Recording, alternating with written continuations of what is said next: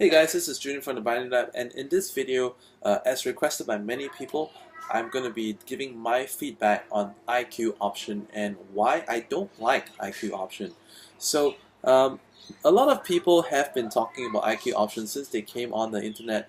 In fact, when I went to the Berlin Expo for binary options brokers last year, they were actually one of the biggest vendors over there. So, there's definitely making waves on the internet. A lot of their videos show up on social media like on YouTube and on Facebook and so on and so forth, and and I actually say I actually dare say that the videos are well made, and the platform has fast execution, and at the same time they allow trading from $1, and if I'm not wrong, they also allow you to trade for as little as $20 in your account. So if there are so many pros, what's there to dislike about IQ option? Oh, I also forgot to mention that they actually do have quite a lot of assets available for trading. Okay, so here's the thing. Um, the main reason why I do not like IQ option is because of the format of their trading. Okay, they have a countdown system. A countdown system is used by a few brokers out there on the market, but not by many. For many of the binary option brokers that you see on the internet, basically if you want to do a 30-second trade, you click and it gives you an exact 30-second trade from the time that you click. Um, there are some brokers that execute the trade a little bit late, and for those brokers that execute the trade a little bit late, you may be clicking, and spot option is a major culprit of this as well. During sometimes when you click a spot option platform, like so many brokers that use spot option, when you click it, it takes up to like 5, sometimes 15 seconds to execute the trade. But uh, end of the day, what you have is an exact uh, 30 seconds, 60 seconds, 2 minutes, 5 minutes from the time that the trade is being executed. However, inside of IQ option, what happens is that you need to take the trade before the new minute starts, before new half minute starts, and um, that actually means that when you take the trade before, you will end up having a little bit more than the expiry time that you desire. And in my experience, that is not good. Why? Because in many of my videos, I have mentioned that the reason why I find it so important to enter a trade in the exact either beginning of a new bar or a few seconds before a bar starts is because that is when you can get the best expiry time. You can get the best movement. A lot of the movement in a bar happens in the last. It happens in the first 5 seconds. So many times a candlestick, it's kind of like I would say constipates itself just towards the end of a minute when it's like 50, 56, 57, 58. It's either waiting to drop immediately in the next 5 seconds of the new minute or to spike on the next 5 seconds of the new minute. So I either wait. All right, and a lot of people who use this kind of trading method, who actually like to trade off spikes, probably also use martingales as well.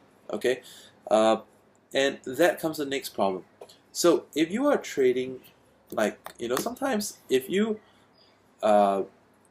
okay, let me finish the earlier point. So let's say if you want to know whether a trade is good, sometimes in the very last 1-2 seconds, then the candle does something totally unexpected. All right, like let's say trading a reversal, you have a super long candle, you go like boom, oh, this is like the best candle to that's gonna retract right off the next minute when it starts. But you never know that in the last 2 seconds it does that already. So if you do something like that in a IQ option, then when you get into the trade, you realize that, oh, this is not such a good trade already, but you're already committed to that trade. And then the other thing is that if the trade doesn't go through, then let's say, oh, the market is too busy, the trade cannot be placed for whatever reason, and then the next minute you already missed out on the entry. Uh, it, the part about martingales, it gets worse when for some of you use martingales, and for me, I often use them too. All right, uh, like there's sometimes when I look at the market and I find the market is not too busy, and there's quite a lot of zigzag action. It's within a daily range, and on those occasions, martingale is not such a bad idea. Let's say if it's pushing daily highs and lows, martingales definitely stay out. But when it's within the range, not a bad idea.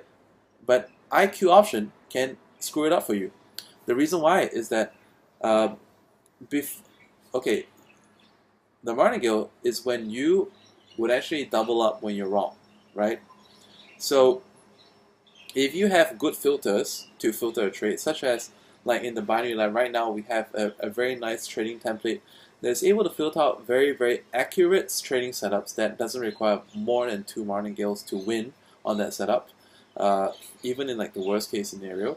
But the problem with IQ is that if you, like, you will not know until the minute is up if you need to go back in again. And because sometimes when if you're trading on the pullback, what if you know in the last few seconds it actually won, but because you know that it runs on a countdown system, you have to you ended up putting in another entry that you didn't really need, and then the market continues the previous trend, and you find that you're stuck. You find that you're overcommitted because you could have actually exited the martingale, or maybe you didn't even need to martingale, you're back in again. And what are you going to do about this trade? Because it's totally wrong sized, and then are you going to abandon it or what? Or are you going to chase it? If you're going to chase it, and then you end up, you know, throwing your money management out the window, so it's probably better to miss it. Again, so here's the thing, just to keep this really concise, couple things why I don't like IQ. It's because like I said, the countdown system, I hate it, it sucks. It prevents you from taking exact trade length, because times that, you know, there are times that you want to see at the end of the minute what has happened, okay? And then sometimes for some reason, there are also times when I like to take the trade, I like to see how the next candle is starting out yet, because sometimes there'll be, especially Asian session, right? Asian session and sometimes Euro session as well, but the market's like very, very tentative. So yeah, imagine you get doji, doji, doji, doji, doji, and then you want to see whether it's actually moving, right? So first 5 seconds you want to see, is it giving some indication, especially if you want to see the first 5 seconds of 1 minute bar to decide to take a 5 minute trade, not take a 5 or 10 minute trade. And then, you know, I just can't do that. Now, the next thing I want to share with you is a really big revelation that you want to know, okay? So I actually have someone that I know who incorporated a broker in my country, all right? I'm not going to mention names, I'm not going to mention what this broker is. I can tell you it's not IQ option. It also runs on countdown system. So I asked him, you know, why would you do a countdown system? He gave me a demo before. I tried it. It sucks. I hate it so much. Like that platform actually was a little bit buggier than the IQ. Doesn't execute as fast as IQ. But I asked him, why would you choose a countdown system? Because everyone else runs exact, you know, exact expiry style. And he told me that just between you and me, and that's the reason why I cannot tell you who that is, what company is, the countdown system is actually a more profitable system for the broker.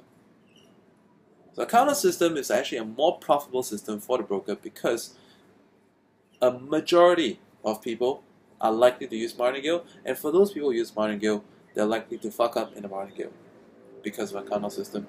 And but for the other benefits that a broker allows, that broker, by the way, also allowed like very small amount trading. I think it was like $2. Okay, IQ is like 10. This one like $2. So, so basically, you know, it's to make people love the system, love the interface, but at the same time have something out there. Like, okay, there's nothing. There's never something that's all good. Okay, there's never something that's all good. There's definitely something with it that, you know, is not the best. That makes it, you know, deal breaker.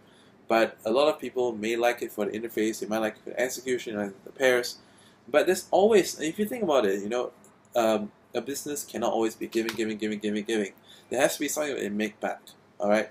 So this is my video about why I don't like IQ option, specifically because they use a countdown system. And for those of you who have been asking, why I never include IQ option in the binary lab, because I'm telling you very honestly, it's just not going to work with the strategies that I teach in binary lab.